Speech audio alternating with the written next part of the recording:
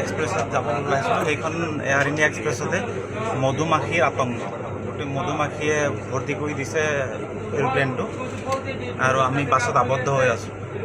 8টা বজাত আছিলে ফ্লাইট চেন্নাইৰ পৰা গুৱাহাটী অভিমুখে। সেইখন ফ্লাইট এতিয়া আমি যাব পৰা নাই। মধুমাখিয়ে আহি গোটেই এৰোপ্লেনটোত ভৰ্তি হৈ গৈছে। আমি এতিয়া আতংকত ভুগিছোঁ আচলতে, যে আমি আচলতে হৈছে কি, আচলতে এৰোপ্লেনবোৰত উঠিবলৈ ভয় লগা হৈছে আৰু সেই সময়তে এইটো অৱস্থা। এতিয়া মানুহবোৰো শংকিত হৈছে আচলতে। মোৰ ওচৰত আৰু দুজনমান মানুহ আছে।